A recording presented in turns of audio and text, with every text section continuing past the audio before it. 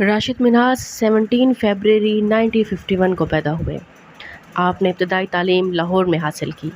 اس کے بعد اپنے خاندان کے ساتھ کچھ عرصہ راولپنڈی میں مقیم رہے اور تعلیم کا سلسلہ بھی جاری رکھا۔ ان کا خاندان کراچی منتقل ہوا تو راشد منہاس بھی اپنے والدین کے ساتھ کراچی آ گئے، جہاں انہوں نے اپنی باقی کی تعلیم سینٹ پیٹرک اسکول سے حاصل کی۔ راشد منہاس کو بچپن سے ہی پائلٹ بننے کا شوق تھا۔ انہوں نے اپنے گھر پر کھلونا جہازوں کے بہت سے ماڈل اکٹھے کیے ہوئے تھے۔ یہ ان کا پسندیدہ مشغلہ تھا۔ آپ کے والد محترم عبد المجید منہاس جو کہ انجینئر تھے، ان کو بھی اپنے بیٹے کے شوق سے مکمل آگاہی تھی۔ آپ کے اندر کچھ کر جانے کا جذبہ تھا۔ آپ ٹیپو سلطان کے قول شیر کی ایک دن کی زندگی گیدڑ کی 100 سالہ زندگی سے بہتر ہے، اس پہ بہت یقین رکھتے تھے، اور آپ نے اپنے جہازوں کے کھلونے کے بہت سارے ماڈل اپنے گھر پہ اکٹھے کر رکھے تھے۔ بچپن ہی سے آپ کو ان کے ساتھ کھیلنے کا بہت شوق تھا۔ آپ کے والد نے آپ کی خواہش کا خیال رکھا اور اسی کے مطابق آپ کی تربیت اور رہنمائی کی۔ بالآخر وہ دن آ گیا جس کا راشد منہاس بچپن سے ہی انتظار کر رہے تھے۔ انہوں نے 1968 میں پاکستان ایئر فورس میں بطور کیڈٹ شمولیت اختیار کی۔ دوران ملازمت تربیت مکمل ہونے پر 1971 میں وہ باقاعدہ پاکستان ایئر فورس کا حصہ بن گئے۔ اب ان کا عہدہ پائلٹ آفیسر کا تھا۔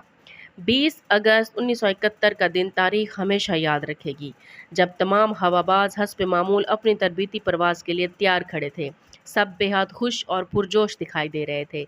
کراچی میں واقع پاکستان ایئر فورس کے اس ہوائی اڈے پر بڑی رونق تھی۔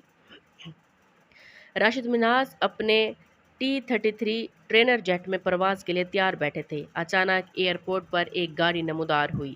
اس گاڑی میں ان کا فلائنگ انسٹرکٹر مطیع الرحمان بیٹھا تھا۔ یہ گاڑی دوسرے طیاروں کے سامنے سے گزرتی ہوئی راشد منہاس کے طیارے کے پاس آ کر رک گئی۔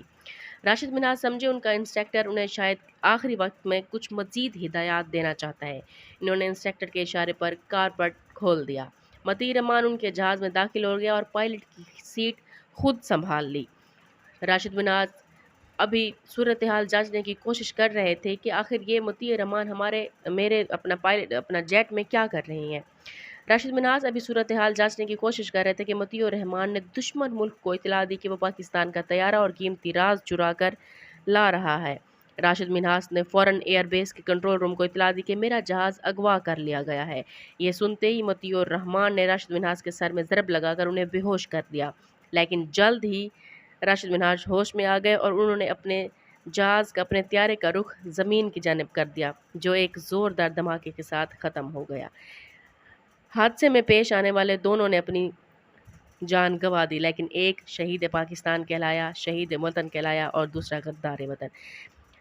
راشد منہاس کو نشان حیدر سے نوازا گیا اور وہ کم سن نشان حیدر پانے والے پہلے پاکستانی بن گئے اور ایئر فورس کے وہ پہلے شہید تھے۔ پاکستان کی عوام، پاکستان کی تاریخ راشد منہاس کو ہمیشہ یاد رکھے گی۔ ہمیں اب مادر وطن کے ان عظیم بیٹوں پر ہمیشہ ناز رہے گا جنہوں نے اپنی جانوں کے نذرانے پیش کر کے اپنے وطن کی حفاظت اور حرمت پر آنچ نہ آنے دی۔ راشد منہاس صاحب کو تاریخ ہمیشہ یاد رکھے گی۔